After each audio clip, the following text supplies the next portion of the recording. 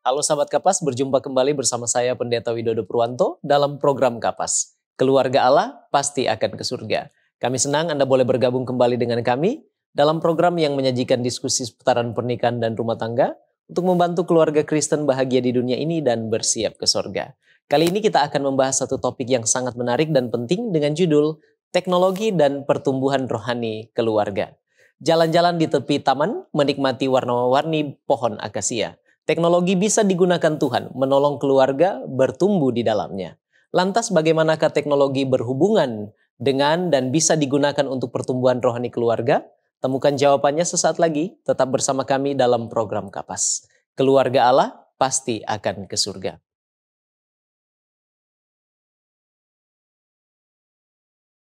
Masih bersama kami dalam program Kapas dan untuk membahas topik kita yang sangat penting, kali ini sudah hadir bersama kami di studio Cornelius Media, narasumber kita yaitu keluarga Edson Hani.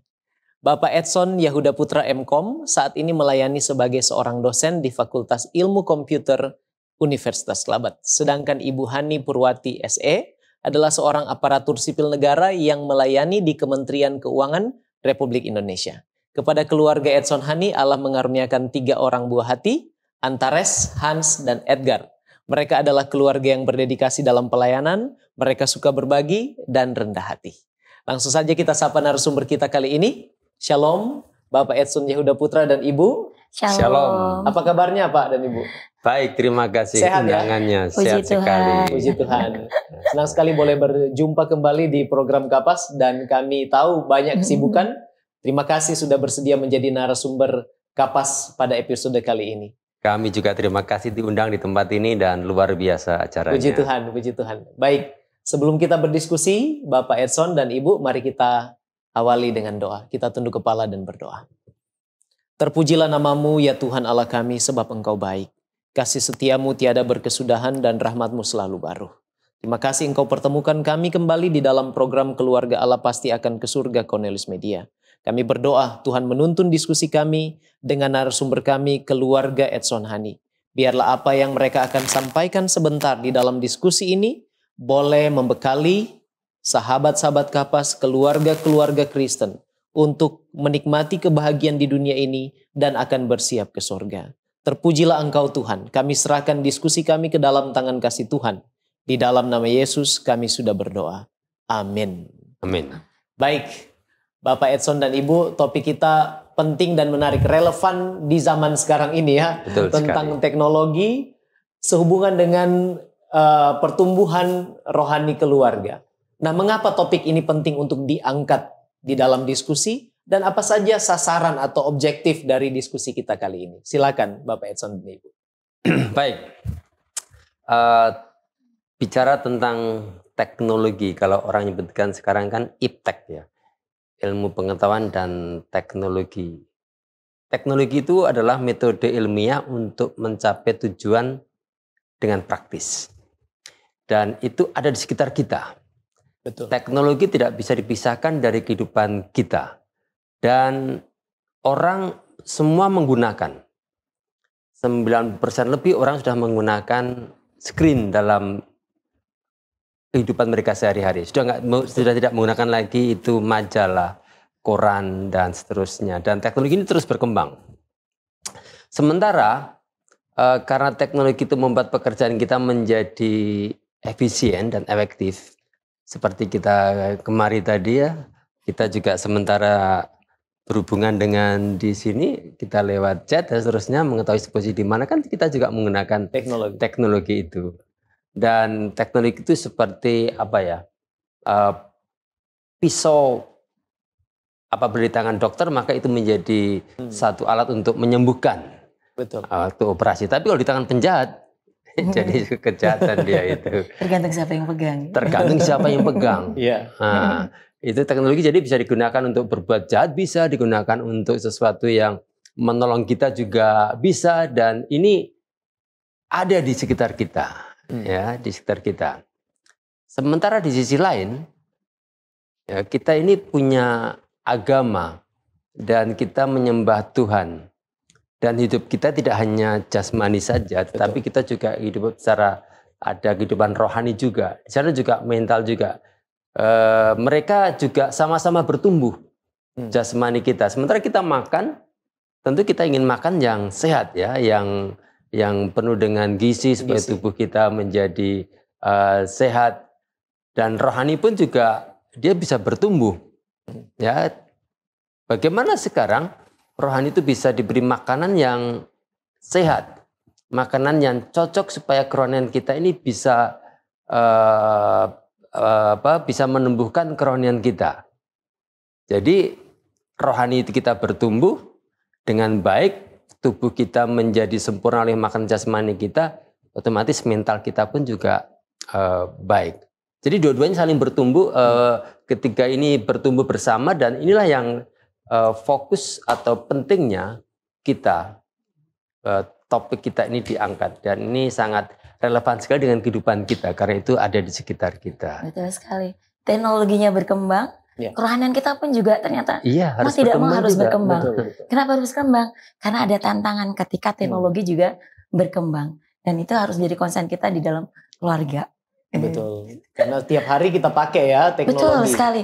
Tapi yang jelas mungkin catatan pentingnya adalah teknologi itu memudahkan dan sangat bermanfaat. Iya. Keseharian dari buka mata ya di keluarga ya, di keluarga kita, orang tua, anak-anak pun saat ini justru yang dengan kemudahan teknologi kita saat ini, mungkin yang paling banyak kita gunakan teknologi digital ya saat ini yang berkembang sangat pesat.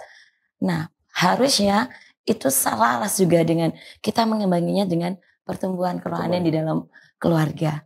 Supaya apa? Pisaunya kita gunakan dengan betul. Jangan sampai di tangan yang salah ya. Betul sekali. Baik, terima kasih. Karena kita tidak hanya berbicara tentang teknologi, tetapi kaitannya dengan pertumbuhan rohani seperti yang sudah disebutkan oleh Bapak Edson dan Ibu tadi. Nah, kira-kira mungkin ada orang yang ingin tahu apa sebenarnya yang dimaksud dengan pertumbuhan rohani itu sih? Kalau memang harus dikasih makan, bagaimana caranya? Dan apa maksudnya pertumbuhan rohani tersebut dalam konteks kehidupan keluarga? Silakan Bapak Edson. Pertumbuhan rohani itu dalam keluarga Kristen itu begini ya. Proses perkembangan iman dan hubungan dengan Tuhan yang terjadi dalam keluarga yang menjalankan ajaran dan prinsip-prinsip Kristiani. Pertumbuhan rohani itu dalam keluarga Kristen melibatkan menyebarkan nilai-nilai iman kita, bagaimana kita harus berdoa, beribadah, belajar Alkitab, pelayanan dalam kehidupan sehari-hari. Di mana ini semua kita harus lakukan sebagai pertumbuhan bahwa kita itu memang rohani kita juga bertumbuh. Berarti yang tadi saya sebutkan juga harus dilakukan juga. Pertumbuhan itu melibatkan seluruh anggota keluarga dan ini komitmen, pendeta.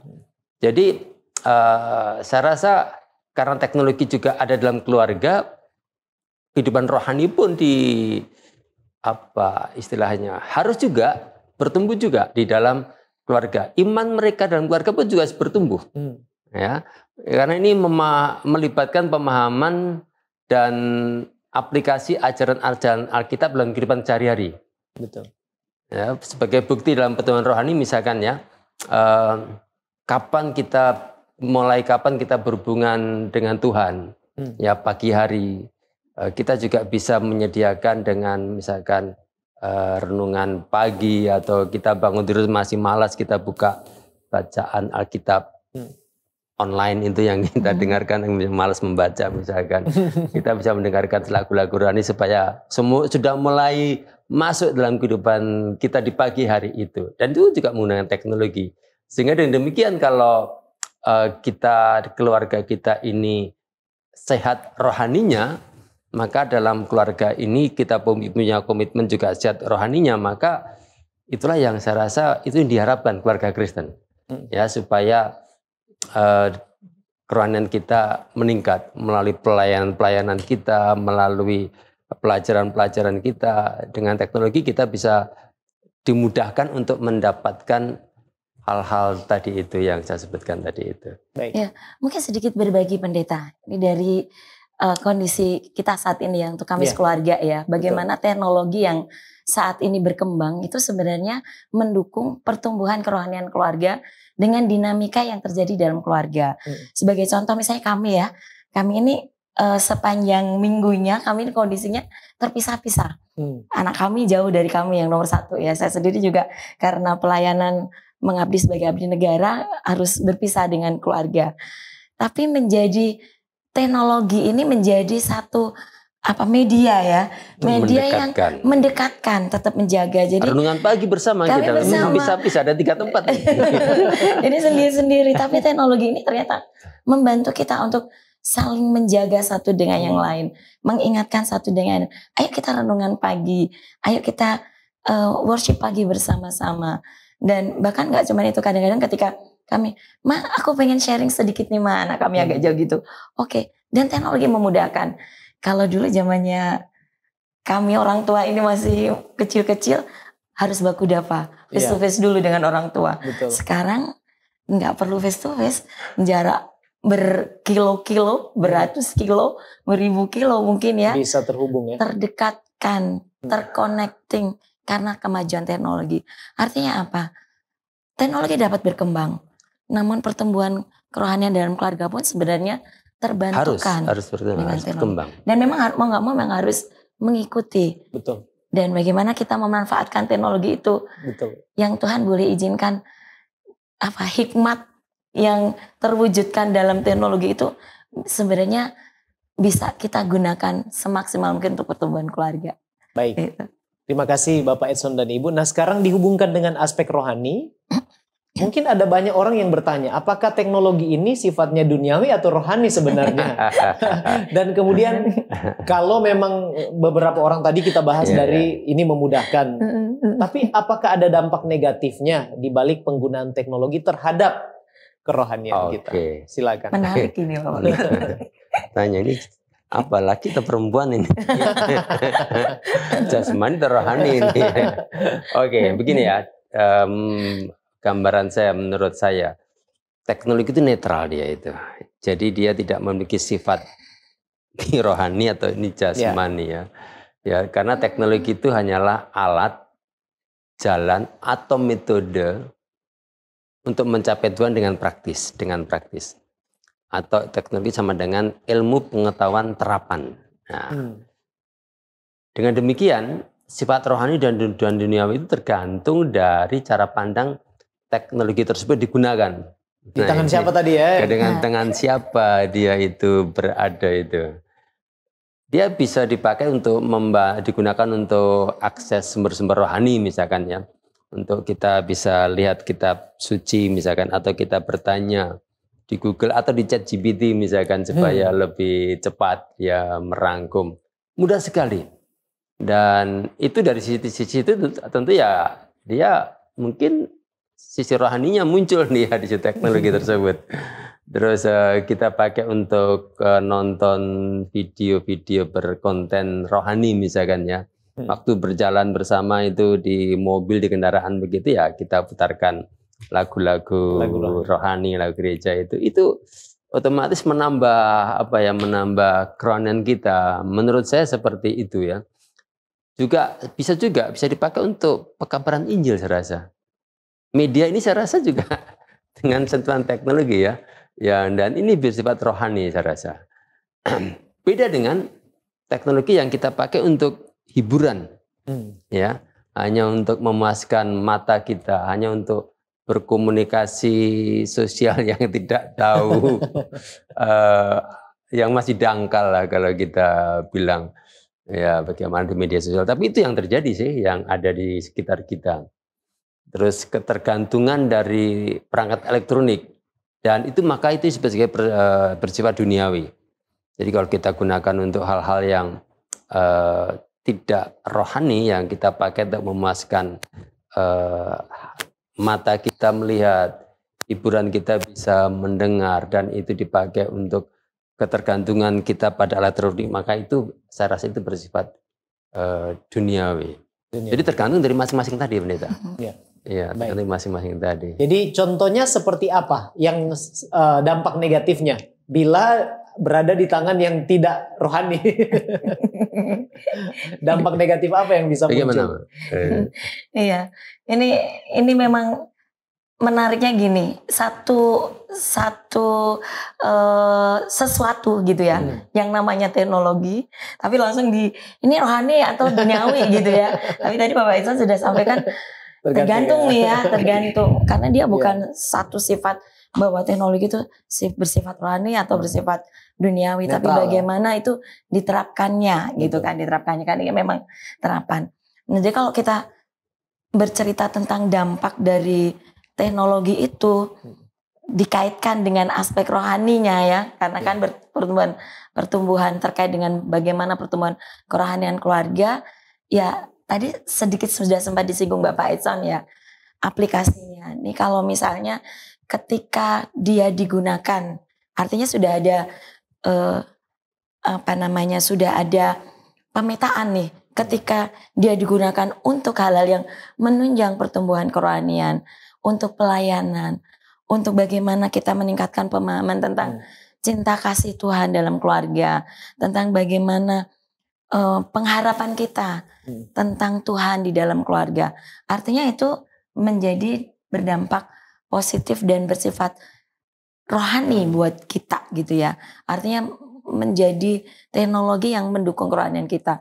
Tetapi ketika teknologi yang kita gunakan untuk hal-hal yang bersifat duniawi, apalagi misalnya nih, ini jadi ingat beberapa waktu yang lalu kita sempat menyinggung tentang bagaimana kita menyikapi anak-anak kita yang tergantung game nih ya. Artinya kita udah tahu nih, posisinya bukan untuk rohani nih, artinya posisinya sudah untuk duniawi. Duniawi. Itu warning loh buat kita di keluarga ya. Ketika kita sudah tahu bahwa anak-anak kita mulai tergantung dengan penggunaan teknologi, gadget yang tidak mendukung kerohanian mereka, tuh warning buat kita orang tua. Harus kita perhatikan lebih, jangan sampai ketergantungan teknologi ini justru berdampak hal yang gak bagus. Tapi kalau misalnya tergantungnya menjadi hal yang bagus, contoh nih, saya gak tahu nih pendeta nih, mungkin justru kita boleh sharing nih. Anak-anak sekarang agak males ya bawa Alkitab fisik hard copy gitu kan. Betul. Dalam bentuk buku. Tapi kalau dalam bentuk aplikasi, saya senang mereka. Ma, ini lebih praktis nih Ma. Salah nggak dengan itu? Tapi itu mendukung gitu loh, mendukung mereka merasa itu lebih masuk dalam diri mereka untuk belajar. Mama tahu kalau Mama contoh ya, anak-anak sering gini. Mama tahu cari ayat kita mesti menghafalkan. Tapi kalau dengan aplikasi Mama cari. Kita pengen nih, kita lagi bingung tentang sesuatu, memudahkan. Saya pikir kalau itu bukan satu ketergantungan menggunakan teknologi untuk hal yang gak bagus ya, kalau hal yang bagus. Warningnya ketika menjadi hal yang tidak bagus seperti game, atau jangan-jangan sampai keasikan. Lupa waktu. Lupa waktu. Iya, lupa waktu. Bahkan kita pun kadang-kadang orang lupa berdoa. Nah, itu. Lupa worship karena masih asik. Itu dampak negatif ya. Karena keasikan gitu kan. Dan ini bukan dari anak-anak saja ya, orang tua pun juga demikian. Sama saja, orang tua pun juga kena dampaknya juga. Jadi tergantung dari komitmen tadi itu. Jadi dampak negatifnya adalah mengabaikan ya. Kalau udah di teknologi bisa yang hal-hal rohani terabaikan. Betul, tidak dilaksanakan. Takutnya seperti itu. Atau bahkan mendalam lagi sekarang keisian gitu ya. Keisian apa yang sementara dibuka atau di browsing untuk ketika menggunakan teknologi. Kalau kita cerita sekarang ya teknologi digital ya akhirnya kan tuh saat ini ya. Karena kalau teknologi kemudahan dari zaman-zaman, sebenarnya kalau kita bercerita teknologi kan Alkitab pun mencatat. Tuhan pun memberikan hikmat dari zaman perjanjian lama ya. Teknologi bagaimana pembangunan Ka'bah, Baitul dan lain-lain itu kan teknologi. Tapi sekarang sudah dengan digital. Sekarang apa yang paling ini nih Bapak Edson? AI ya itu ya. Wah itu lebih hebat lagi itu. Nah kalau digunakan untuk yang bagus mendukung kerohanian kita, itu hal yang sangat bagus sekali. Dan memang berkembang seperti itu. Betul. Artinya garis bawahnya adalah dampak negatif yang harus kita perhatikan. Jangan sampai penggunaan teknologi ini membuat kita justru menjauhkan dari garis-garis besar pengajaran pertumbuhan rohani keluarga. Ini kalau di dunia pendidikan ada garis-garis besar pengajaran. Kalau di keluarga kan sebenarnya kan kita pun sebenarnya keluarga bisa membuat itu garis-garis besar. Bagaimana menjaga pengajaran kerohanian dan keluarga. Masih ingat zaman-zaman waktu zaman Musa, zaman-zaman raja-raja itu kan Tuhan waktu itu Tuhan ingatkan jangan sampai kita menyembah berhala. Ya. Ya kan? Artinya apa berhala itu? Waktu zaman itu ya berhala namanya patung yang kita sembah, dan patung itu adalah sangat kekejian bagi Tuhan sampai kita menyembahnya, sehingga dalam demikian Tuhan selalu mengamarkan sampai menyembah mati kamu, itu kan hukumannya itu kan. Nah sekarang berhala kan bukan patung lagi. Bisa teknologi bisa menjadi berhala. Bisa menjadi, hati-hati ya. Bisa menjadi berhala ini, kalau artinya apa, kita menomorduakan Tuhan oleh karena kita masih ada di depan gadget ini. Hey, ini sudah waktunya sembahyang. Oh, ini sudah mau buka sabat. Oh, masih ini. Nah, berarti kan itulah berhala kita. Berhala.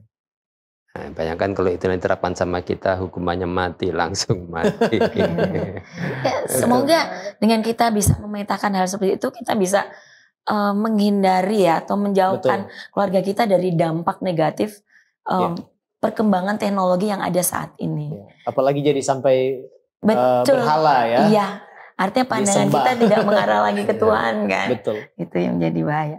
Baik. Mungkin itu, Baik, puji Tuhan. Terima kasih Bapak Edson dan Ibu. Sejauh ini sahabat Kapas kita sudah mendiskusikan hubungan antara teknologi dan pertumbuhan rohani, dan ternyata kita dapati bahwa tergantung penggunaan dan siapa serta tujuannya apa ya dari penggunaan itu. Kalau digunakan untuk rohani, hal-hal yang mendukung pertumbuhan rohani, maka itu akan membawa dampak yang positif. Tetapi sebaliknya, kalau itu digunakan dengan tujuan negatif, maka akan mempengaruhi kerohanian kita secara negatif. Bapak Edson dan Ibu, kita akan jeda sejenak, dan sahabat Kapas, setelah yang satu ini kita akan membahas lebih dalam lagi tentang teknologi dan pertumbuhan rohani keluarga. Kami akan kembali tetap dalam program Kapas. Keluarga Allah pasti akan ke surga.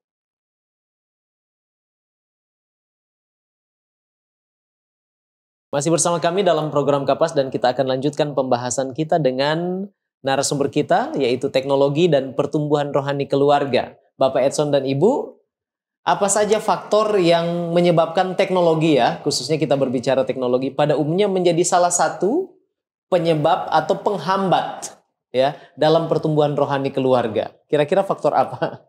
Silakan. Baik, terima kasih ya Pendeta.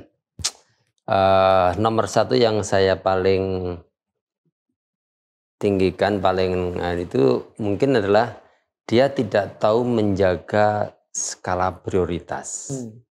Ya, karena teknologi itu dianggap menjadi segala-galanya. Yang tadi saya bilang berhala tadi itu. Sehingga dengan demikian anak bermain game, di PKK TikTok-kan. Tapi di TikTok sekarang sudah tidak lagi nari-nari, sekarang sudah banyak sekali manfaatnya yang lain. Terus mamanya nonton drakor, ya. Terus papanya YouTuber sendiri dan seterusnya, nonton terus ya. Jadi tidak tahu menjaga skala prioritas. Maka itu menjadi faktor yang utama yang bisa menghambat pertumbuhan rohani dalam keluarga. Ya. Terus yang berikutnya adalah dia tidak memeriksa batinnya. Artinya dia tidak sadar bahwa dia dalam kondisi yang jalur yang salah. Misalkan dia anggap bahwa karena dia sudah keasikan dengan benda itu tadi, dia tidak pernah merasakan bahwa dia pada posisi yang saya harus selesai, saya harus berhenti, saya harus stop. Sudah jam berapa ini, pekerjaan yang lain harus saya kerjakan seterusnya. Dan dia tidak pernah memeriksa batin seperti itu. Maka itu juga faktor yang sangat menghambat pertumbuhan. Mungkin yang lain seperti ya konten, ya itu pastilah konten yang positif, yang tidak bisa melihat konten-konten yang membangun kerohanian. Terus tidak bisa menjaga privasi dan keamanan, misalkan dengan media sosial dia banyak cacian-cacian atau hal yang buruk-buruk seperti itu. Dan tentu ini akan menjadi masalah juga bagi dia kan. Nah ini akhirnya apa? Bertumbuk-tumbuk nanti dia berhadapan dengan hukum gara-gara barang satuin, dan ini terbukti dan banyak sekali. Betul. Kasus-kasus di pengadilan, di kepolisian itu gara-gara salah bermedsos dan seterusnya itu banyak sekali. Dan itu otomatis kan menghambat pertumbuhan dalam kerohanian kita. Begitu ya, Eta? Betul. Dan dalam hal ini nih pendeta nih, mungkin kita setiap keluarga, terutama orang tua ya, ini menjadi konsen kita. Mungkin sedikit ini bercerita tentang bagaimana kita mengetahui kondisi kerohanian keluarga kita. Ada beberapa kondisi yang perlu kita perhatikan. Satu nih, dan ini mau nggak mau harus perlu kerjasama dari semua keluarga. Leadernya tetap imam dalam keluarga. Yang pertama nih kondisi keluarga tahu, keluarga yang perlu di apa namanya menjadi perhatian ya. Mungkin pernah dengar nih, saya tidak tahu bahwa saya tidak tahu gitu kan. Keluarga tidak tahu tentang kondisi bahwa keluarganya itu nggak tahu. Artinya posisi keluarga itu di posisi mana? Contoh nih, anak-anak saya sementara dalam kondisi sebenarnya nggak baik-baik saja, tapi orang tua nggak tahu. Itu warning yang pertama nih. Itu di level paling tinggi warning pertama. Level kedua tidak tahu bahwa apa namanya? Contoh ini nih, tidak tahu bahwa saya sebenarnya tahu itu masih boleh lah ya. Artinya sebenarnya baik-baik saja, tapi anaknya baik, orang tuanya udah karena kesibukan. Tapi itu bukan berarti bahwa itu hal yang baik-baik saja. Ya, artinya dalam diskusi kita kali ini mudah-mudahan membangun apa namanya awareness orang tua nih terutama ya. Betul. Atau malah kadang-kadang tahu tapi tidak tahu. Nah itu kan bahaya juga nih. Tahu bahwa anaknya nggak ngerti kalau anaknya tuh di dalam posisi yang apa namanya sudah ketergantungan misalnya. Betul. Orang tuanya tahu nih tapi do nothing gitu kan. Nggak boleh juga gitu kan. Harus di apa namanya? Harus diperhatikan. Nah yang paling bagus orang tua dan anak-anak saling menjagain. Seluruh anggota keluarga tahu, mengetahui bahwa pertumbuhan rohani perlu dan tahu di posisi mana membangun bersama-sama saling menjagain. Itu mungkin yang boleh jadi perhatian. Baik, terima kasih. Nah sekarang kira-kira apa saja teknologi ya Bapak Edson dan Ibu yang bisa kita gunakan sebagai media, sarana untuk pertumbuhan rohani keluarga. Jadi secara utuh ini berdampak positif gitu ya. Iya. Banyak cara saya. Saya menggunakan teknologi untuk mendapatkan sumber-sumber spiritual. Seperti saya bilang tadi itu pagi itu di grup WA kami itu memberikan renungan pagi, bacaan Alkitab 1 hari itu lengkap. Jadi pagi jam 4, jam setengah 5 itu sudah mulai membuka mata.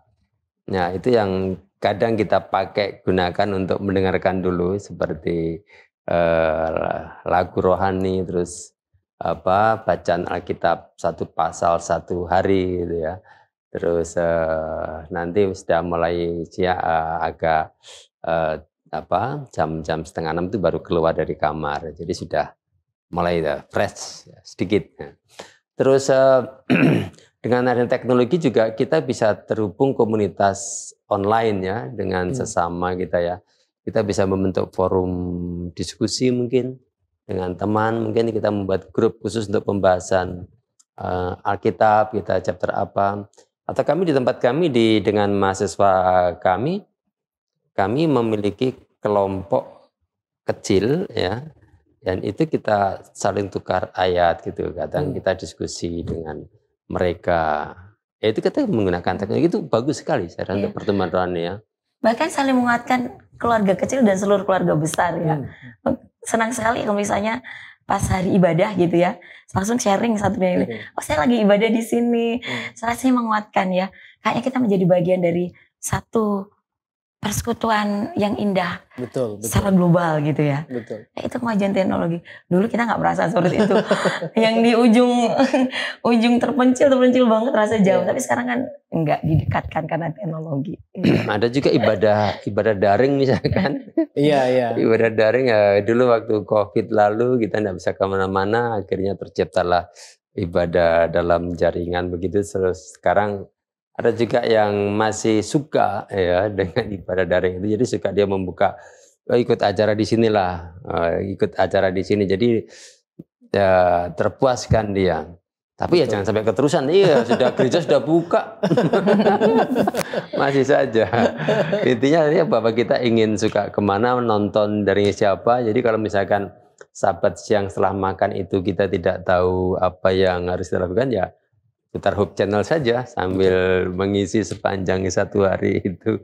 Misalkan artinya semua media, televisi, media online yang membangun kerohanian kita. Bahkan ya artinya kemajuan teknologi itu harusnya membawa kemajuan buat kerohanian kita dan keluarga. Harusnya ya. Iya, betul. Dan itu yang harus menjadi kerinduan. Betul. Dan itu akan kita lakukan sampai Tuhan datang. Amin. Mudah sekali sebenarnya pendeta. Ya tersedia banyak sekali lah konten-konten rohani yang bisa membangun kerohanian kita itu. Saya rasa banyak sekali. Saya rasa juga kita semua bisa melihat dan mencari dengan mudah lah.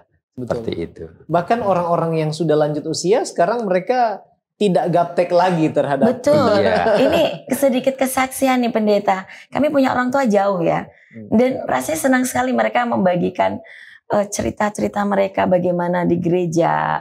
Bagaimana bahkan kami pun orang tua kita di grup keluarga kan itu dulu kita nggak punya ya.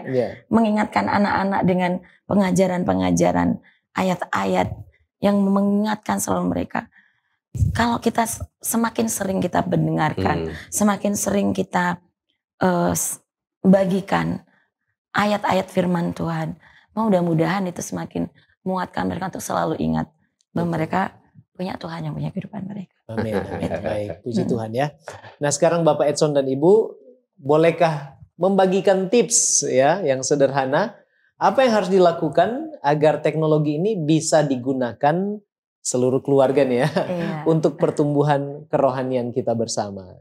Silakan. Tipsnya yang pertama adalah jangan sampai teknologi menjadi berhala. Terus kita bisa memilih konten yang membangun kerohanian kita. Terus mengatur penggunaan teknologi dalam kehidupan kita sehari-hari. Itu juga sangat perlu juga. Tips berikutnya mungkin adalah menggunakan teknologi dalam kegiatan jemaat dan pelayanan gereja. Itu saya rasa juga membantu juga kita. Bagaimana kita bisa menolong orang lain, menjangkau mereka yang berada jauh di sana, yang kita tidak bisa sentuh langsung, tetapi kita dengan teknologi kita bisa menjangkau. Nah, kita gunakan itu semua. Dengan demikian, itu akan menopang secara otomatis pertumbuhan rohani kita sendiri, secara individu, secara pribadi, kalau kita gunakan. Sederhana sebenarnya. Kuncinya, kita tahu pisau yang kita pegang. Maksudnya teknologi yang kita pegang. Kendalinya ada di tangan kita. Kendalinya dalam pikiran kita. Dan yang membuat itu akan berdampak bagus buat pertumbuhan kerohanian keluarga adalah kita pastikan bahwa penggunaan teknologi berada dalam kendali kita. Penguasaannya ada dalam kita. Minta selalu tentang Tuhan untuk bisa menggunakan teknologi ini untuk lebih mendekatkan kita dan keluarga pada Tuhan. Amin, amin. Baik. Puji Tuhan. Terima kasih Bapak Edson dan Ibu untuk informasi yang sangat penting dan praktis ya ini. Seperti Bapak Edson tadi katakan, ini mudah sebenarnya. Tapi tergantung kita menaruh skala prioritas kita. Ya, komitmen kita ya. Untuk memilih untuk bertumbuh secara rohani menggunakan media-media ini, teknologi ini atau tidak. Sahabat Kapas, kami akan kembali setelah jeda berikut. Tetap bersama kami dalam program Kapas.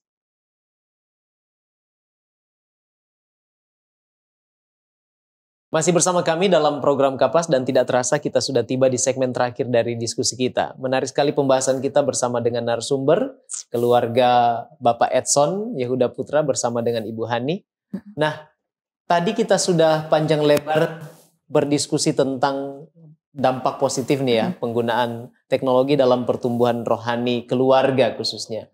Tapi saya berpikir bisa jadi juga teknologi ini adalah media yang setan berusaha gunakan untuk menghancurkan kerohanian khususnya anak-anak muda kita. Kira-kira apa yang harus dilakukan orang tua supaya jangan sampai media ini digunakan setan menyerang pertumbuhan kerohanian anak-anak muda kita. Kira-kira kiat-kiatnya seperti apa Bapak Edson dan Ibu? Ya. Supaya anak muda ini aware Begini, ya dengan pendeta, bahwa Tuhan memang memberikan kepada kita ini ilmu pengetahuan. Ya.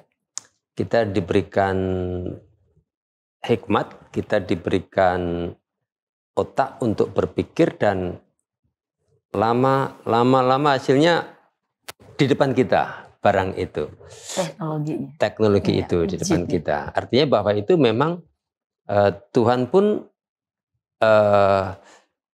ini sudah pasti akan dilakukan oleh manusia.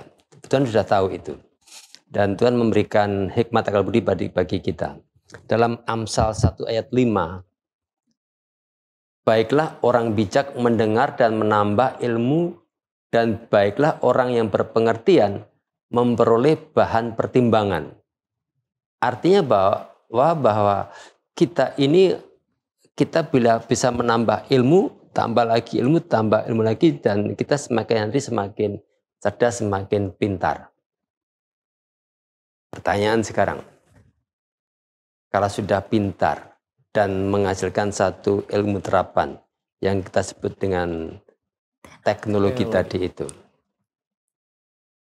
mau bagaimana kita? Setan pun juga bisa menggunakan hal ini untuk sisi negatifnya, karena setan mau agar kita semua tidak selamat. Dan manusia itu dalam dua pilihan, apakah dia mengikut setan atau dia akan memilih jalan Tuhan. Dengan demikian kembali ke kita lagi. Kita berada pada posisi yang mana.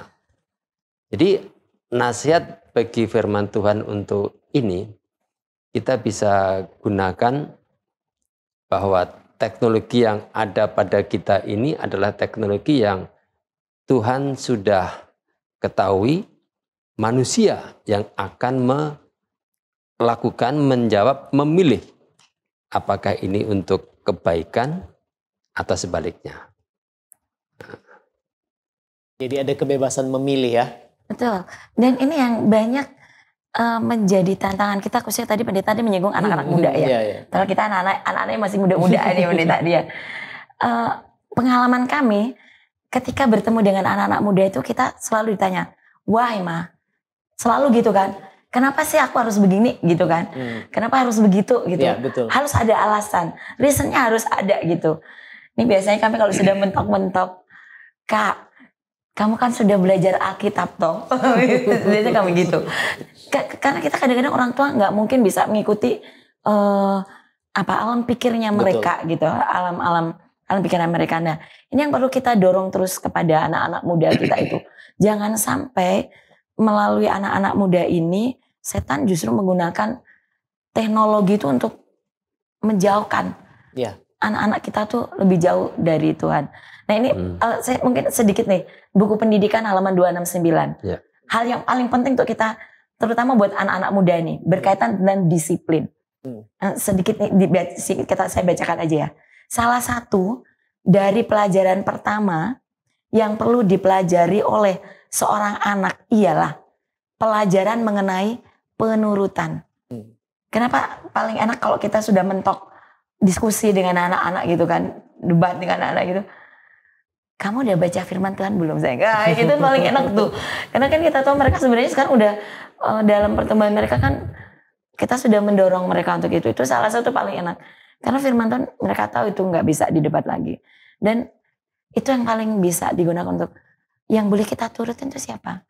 Firman Tuhan. Lanjutnya, sebelum ia cukup dewasa untuk berpikir, maksudnya anak-anak perlu diajar untuk menurut. Kebiasaan itu harus dibangun. Artinya apa? Kita orang tua memang harus membiasakan terus untuk membangun. Betul. Dengan usaha yang lembut dan tekun. Menantang buat kita orang tua nih ya. Lembut nggak dia waktu dia memberikan disiplin sama anak? Itu dia. Itu tantangan buat kita orang tua.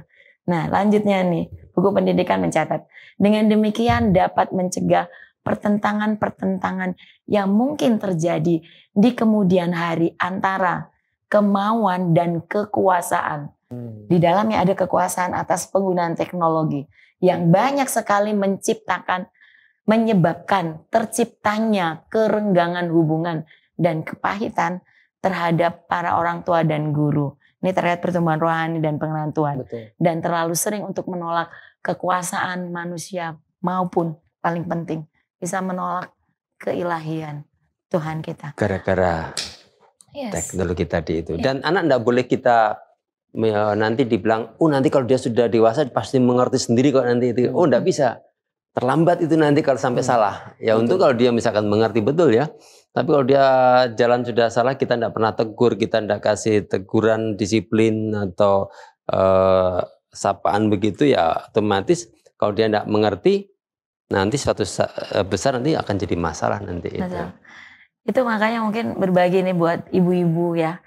Makanya biasanya ibu-ibu kan dari dalam kandungan anak-anak kita sudah kita ajarkan, ada harapan di situ. Kita berdoa semenjak anak-anak dalam kandungan kita bertumbuh ketika dia mulai lahir. Pasti kita lakukan hal-hal yang manis tentang cinta Tuhan. Setelah itu mulai anak-anak mulai bicara, punya perkembangan pertumbuhan pemikiran gitu ya. Udah mulai banyak pertanyaan dalam pikiran mereka. Dan ketika kita banyak hal yang bisa kita jawab lagi dari pertanyaan anak-anak, kita bisa kembali ke firman Tuhan. Dan mungkin lutut kita inilah yang menjadi modal kita untuk pertumbuhan anak-anak kita. Karena apa? Ada alat dengan kemajuan teknologi. Kita ibu-ibu nggak akan bisa. Emang kita nggak mungkin nih Bapak dan Ibu setiap hari, kamu lagi lihat apa ya di handphonemu? Nggak mungkin ya. Kan nggak mungkin gitu kan. Ya paling, ayo ingat hari ibadah sayang lagi lihat-lihat apa. Dan itu continue ya. Dari kecil ya. Walaupun setelah besar mereka akan mempunyai pilihan. Dan semoga pengajaran kita itu yang mengingatkan kita. Jadi ini peran orang tua ya, sangat dibutuhkan ya, betul terhadap sekali. penggunaan teknologi dan hubungan dengan pertumbuhan. Karena karakter dari anak itu kita harus bina, didik dari kecil kan, makan dari kandungan. Ya. Jadi orang tuanya juga harus disiplin dulu. Jangan kita mendisiplin anak, orang tuanya nggak disiplin ya susah. Itu nggak bisa. Mungkin sedikit sebelum ini mumpung masih ada kesempatan untuk berbagi sedikit. Metode mengajar anak-anak kan di dalam keluarga itu pun sebenarnya buku pendidikan halaman 261 itu juga mencatat begini. Pendidikan yang terdiri dari pelatihan ingatan. Pelatihan ingatan artinya kan di remind terus ya gitu ya, diajarkan terus. Cenderung menghambat pikiran yang merdeka ya, dan mempunyai dampak moral yang kurang dihargai ya. Tetapi melalui ini, namun berikutnya nih, ketika siswa mengorbankan kemampuan mempertimbangkan dan menilai untuk dirinya sendiri, ia menjadi tidak mampu membedakan antara benar dan yang salah, sehingga mudah terperangkap menjadi mangsa penipuan. Ia dengan mudah dituntun mengikuti tradisi dan adat kebiasaan. Jadi kalau ingatannya hanya sekedar ingatan saja, itu tuh ya hati-hati. Kadang-kadang dia bisa terperangkap untuk salah menilai. Artinya diimbangin. Dari pengajaran dibiasakan, setelah itu menjadi satu itu karakter dalam dirinya. Dan mudah-mudahan itu yang bersama-sama keluarga, orang tua dan anak-anak kita sama-sama nantikan. Amin. Puji Tuhan. Baik, terima kasih. Nah, sebagai penutup, Bapak Edson dan Ibu, kira-kira apa kesimpulan dari yang kita diskusikan bersama, sekaligus mungkin dengan closing statement. Silakan, Bapak dan Ibu. Oke, terima kasih. Yang pertama tentang kesimpulan pertama adalah bagaimana keluarga memiliki komitmen bersama-sama. Komitmen untuk menumbuhkan kerohanian mereka. Dan tentu saja ini harus diawali oleh kepala keluarga, orang tua, dan baru kita bisa mendidik ke anak-anak. Dan ini satu kesempatan yang ini semuanya bisa dibangun bersama. Kemudian yang kedua, setelah kita komitmen bahwa kita adalah punya keluarga yang akan bertumbuh kerohanian kita, yang kedua adalah bagaimana kita menggunakan itu dengan bijaksana, pendeta. Jadi bagaimana kapan kita selesai, kapan kita berhenti, kapan kita boleh pegang, itu juga harus tahu masing-masing. Bukan hanya anak bukan hanya orang tua, semua seisi keluarga. Dan ini memang harus dimulai ya. Keluarga kami pun juga harus juga memulai juga. Ya sudah sementara juga, dan kami harus tetap berkomitmen ini.